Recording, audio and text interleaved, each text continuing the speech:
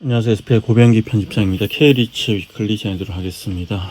지난주 21개 리츠의 단순 평균 수익률은 마이너스 3.67%를 기록해서 전주에 대비해서 낙폭이 크게 확대됐습니다.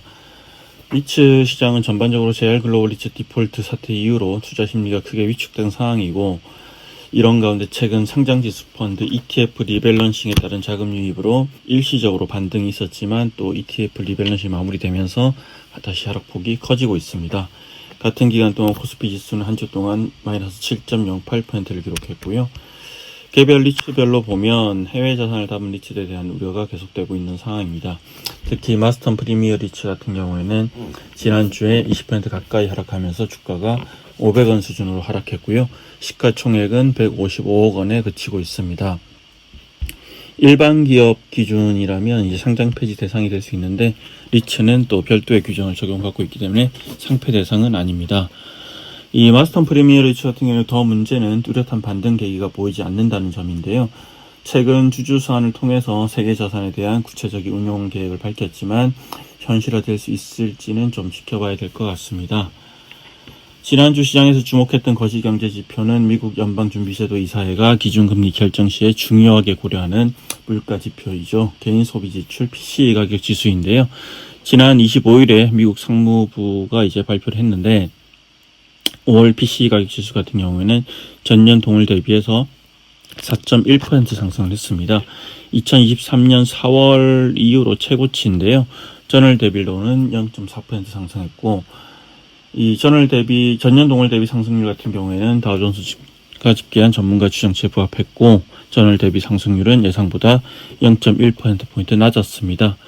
그리고 가격 변동성이 큰 식료품과 에너지를 제외한 근원 PCE 물가 지수 같은 경우에도 전년 동기 대비 3.4% 상승해서 2023년 10월 이후로 최고치를 기록했습니다.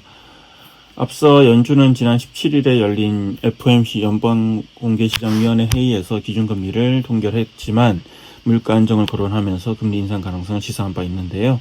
실제로 시장에서도 연준이 올해 여러 차례 금리를 올릴 것이라는 전망을 이제 계속해서 높이고 있습니다. 아울러 지난주에 발표된 미국의 1분기 국내 총생산 같은 경우에는 2.1% 증가를 해서 시장 전망치를 웃도는 수준으로 미국 경제가 여전히 견조한 상태임을 확인시켜줬습니다. 이번 주 시장에서 주목해야 될 지표는 미국의 비농업 부문 고용 지표가 될 것으로 예상되는데요. 다만 현재 시장의 관심사는 고용보다 물가에 맞춰져 있기 때문에 시장에 큰 변수가 되지는 않을 것이라는 전망도 있습니다. 개별 리츠별로 살펴보면 지난주에는 전체 21개 리츠 중에서 19개 리츠가 하락하고 2개 리츠가 상승했는데요. 마스턴 프리미어 리츠가 한 주 동안 마이너스 19.72% 기록하면서 가장 큰 폭으로 내렸습니다. 이 마스턴 프리미어 리츠 같은 경우는 기관 투자자들 매도세가 계속되면서 낙폭을 키웠는데요. 그래서 이제 지난 5월 15일에 주가가 1,000원 아래로 떨어지면서 동전주로 추락했고, 이후로도 하락세가 지속되면서 주가가 500원대로 하락한 상황입니다. 이 최근에 주가가 급락하면서 지난 5월 26일에 1년 7개월 만에 주주 서한을 보내기도 했는데, 주주들을 달래기에는 역부족이었던 것으로 평가가 됩니다. 실제로 주가도 계속 하락하고 있고요. 그 이후로도 이 마스턴 프리미어 리츠 같은 경우는 1년 동안 거의 주주들 대상으로 IR을 하지 않았고, 주가가 급락하자 뒤늦게 부랴부랴 대응책 마련에 나섰다는 비판을 피하지 못하고 있는 상황인데요. 아울러 이제 마스턴 프리미어 리츠가 주주 서한을 통해 밝혔던 이제 프랑스 아마존 물류센터와 그리고 프랑스 크리스탈 파크 오피스 그리고 인천 항동 물류센터 세계 자산 매각 계획 역시 현실성이 다소 떨어진다는 지적이 나오고 있습니다. 마스턴 프리미어 리츠 외에도 전반적으로 해외 자산을 담은 리츠대 낙폭이 컸습니다. KB스타 리츠와 미래에셋 글로벌 리츠가 각각 4%대를 하락을 기록하면서 주가가 1,000원대 초중반 수준에 머물러 있고요. 이 외에도 ESR 캔달스퀘어 리츠, D&D 플랫폼 리츠, SK 리츠, 서부 T&D 리츠와 그리고 롯데 리츠가 6%에서 4% 사이에 큰 하락을 겪었습니다. 이지스 레지던스 리츠의 주주 서한 소식도 있었습니다. JR 글로벌 리츠 디폴트 사태 이후로 국내 상장 리츠에 대한 투자 심리가 크게 위축되자 여러 상장 리츠들이 주주 서한을 보내서 주주 달래기에 나서고 있는데요. 이지스 레지던스 리츠 같은 경우는 이번에 유동성 관리 현황과 해외자산 건전성 현황, 그리고 해외자산 한해치 현황, 향후 운용 계획과 배당 가이던스 등 주요 이슈에 대해서 주주들에게 설명하는 시간을 가졌습니다. 우선 유동성 관리 현황과 관련해서는 6월에 만기가 도래한 총 970억 원의 차입금 차환을 위해 특수 목적 회사로부터 900억 원의 수익 정건 담보 대출을 실행했고, 나머지 이제 70억 같은 경우에는 신규 투자를 위해 보유하고 있던 예비비로 상한 재원을 마련해서 리파이낸싱 마무리했다, 이렇게 밝혔고요. 아울러 금융시장 불확실성 장기화에 대응하기 위해서 대출을 2년 만기 연 5.8%의 고정금리로 조달했고, 장기 차입금을 조달해서 차환 리스크를 완화하고 향후 금리 인하 기조 전환 시 유연하게 대응할 수 있도록 또 조기 수환 수수료가 없는 조건으로 약정을 체결했다, 이렇게 밝혔습니다.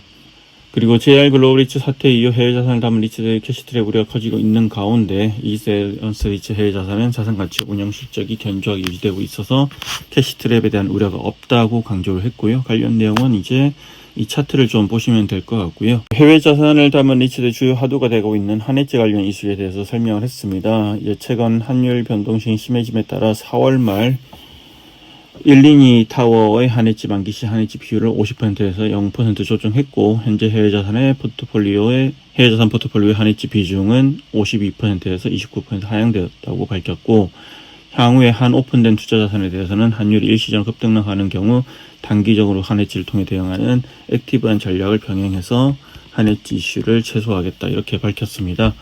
그리고 유동성 관리 및 재무 안정성 강화를 위해서 스프링 크릭 타워 지분 매각을 검토하고 있다고 설명을 했고요.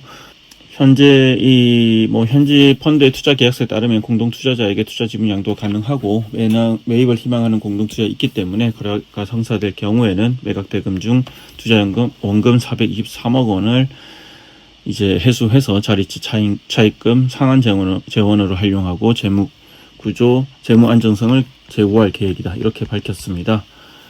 그리고 이지스 레전스 리츠 같은 경우는 과거에 이제 밸류어 플랜을 마련하면서 이제 주주가치 제고를 위해서 주당 150원의 배당을 연간 지급하겠다, 이렇게 밝혔는데요. 올해가 이제 이 계획 마지막 해인데, 이 계획이 올해 끝나더라도 주당 150억 원의 주당 배당금을 지속 유지하는 방안을 긍정적으로 검토하고 있다, 이렇게 밝혔습니다. 그리고 이제 이지스 오랜만에 리츠 시장에 좀 긍정적인 소식은 이지스 자산운용이 우정사업본부의 국내 부동산 멀티 전략 펀드 위탁 운용사로 선정되었습니다. 우선 협상 대상자로 선정되었는데요. 이 우정사업본부의 국내 부동산 멀티 전략 펀드 같은 경우에는 안정적인 배당 수익 확보 및 자금 유동성 제고가 가능한 국내 부동산 상장 리츠와 안정적인 이자 수익 확보가 가능한 국내 부동산 선순위 담보 대출을 대상으로 투자를 합니다. 국내 상장 리츠의 경우 총 자산의 90% 이상을 국내 부동산을 편입하고 있고, 시가총액 1,000억 원 이상이 투자 대상이고, 펀드 NAV 기준으로 70% 비중으로 편입하여 운용할 계획입니다. 총 출자 규모는 1,500억 원 내외고요. 이처럼 국내 기관이 국내 상장 리츠 투자를 위해서 운용사 선정 뷰티 콘테스트를 진행한 것은 이번이 처음이고요. JR 글로벌 리츠 디폴트 사태 이후로 투자 심리가 크게 위축된 국내 리츠 시장의 단비가 될 것으로 예상되고 기대를 모으고 있습니다. 이상으로 K리츠 위클리 전해드렸습니다. 고맙습니다.